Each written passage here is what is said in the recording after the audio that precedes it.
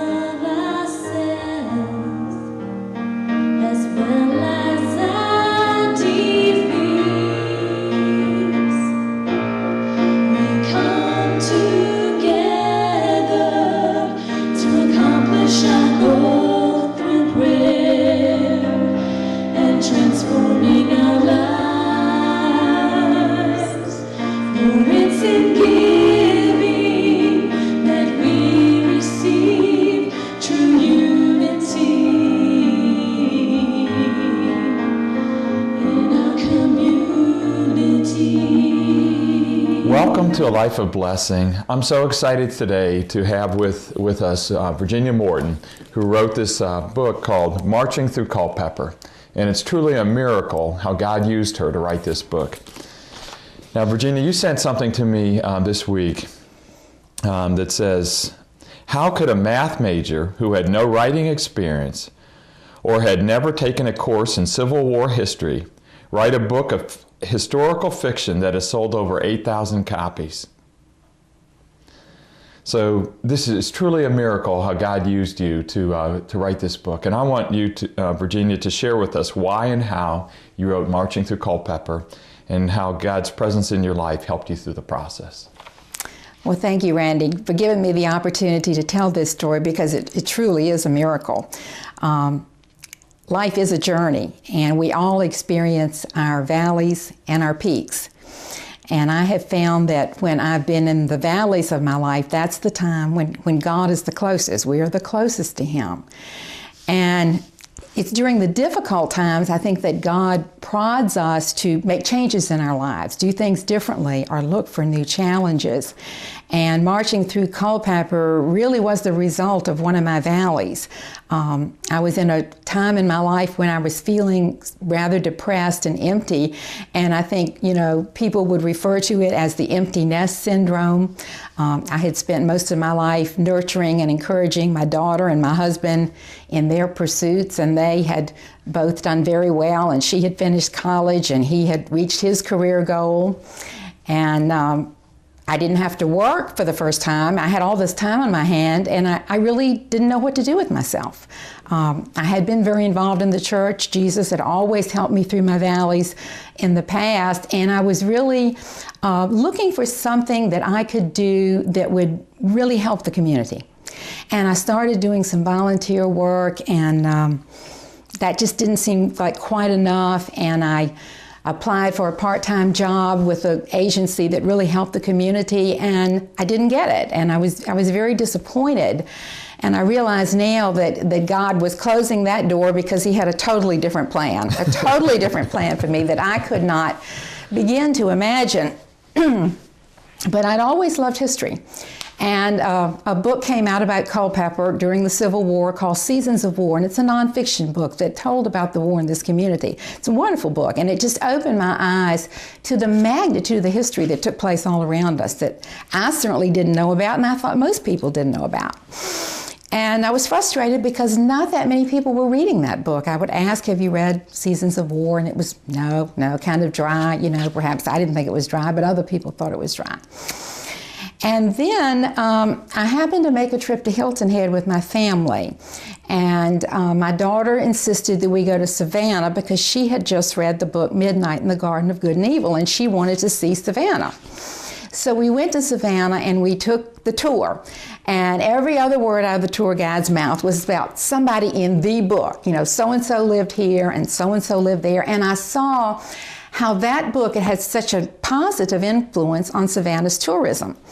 And this was at a time when Culpeper was really trying to promote tourism, and we were also working to preserve our history and our battlefields, Brandy Station and Cedar Mountain.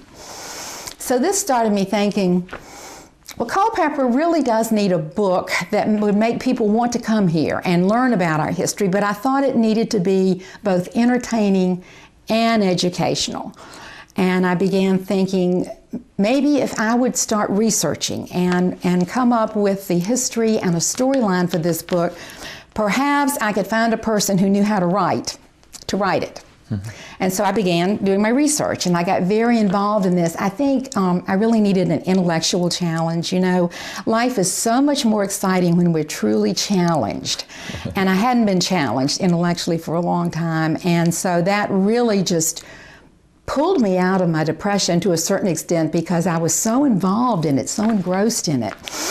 And after I had done this research for several years, the story that I thought we needed to tell formed in my mind. And as you and I have discussed, I'm a walker, and I walk every day.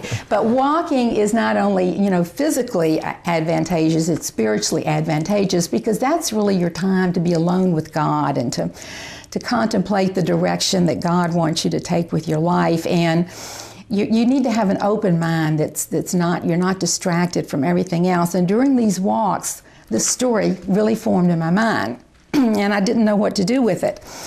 And as I talked to other people about writing the book, I got zero response. You know, nobody was willing to be involved in a project this massive and to give the time to it. So I really pondered this for a while, and the message that God seemed to be sending back to me was, there's a voice in your head. I don't know if you've seen the movie Field of Dreams with Kevin Costner. Yes. He has this voice in his head. Love that and movie. I love the movie. Everybody loved it. But he's a baseball buff, and he has this voice in his head that says, build it and they will come, build it and they will come.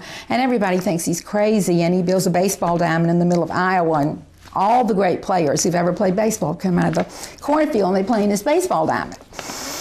Well, the voice in my head kept saying, write it and they will come. Wow. Write it and they will come. And I think that's how God communicates with us, when we have this voice and this urge that just will not go away.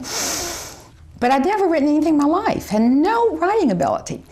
And I didn't even know how to use a computer. I was totally, illiterate in the modern world, way back. But once again, God forced me to learn something new, at least enough to navigate. I took a class in using computers, and I only learned the basics, and I'm still pretty basic, but enough to learn how to write on the computer.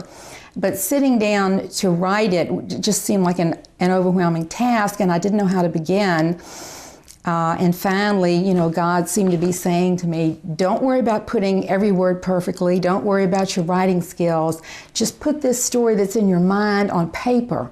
Just get it on paper, and then maybe you'll know what to do with it. And so I started that writing process, and I'm going to be honest, everybody thought I was crazy. Midlife crisis, hormonal imbalance, just ignore her and this will go away. But day after day, I would go sit down at the computer and I would write. And I didn't share the book with anybody else because I was afraid that if I let somebody else read it and they said one negative thing, I would immediately give up. I know I would have given up. In fact, I gave up many times, even during the process. I'd walk away from it, but then I'd start thinking about the real people that I was trying to tell their stories, and they were so inspiring to me because they were all devout Christians and people that I thought the world should know about. And I think, after the valor and sacrifice that they went through, the least I could do was persevere to tell their stories to other people.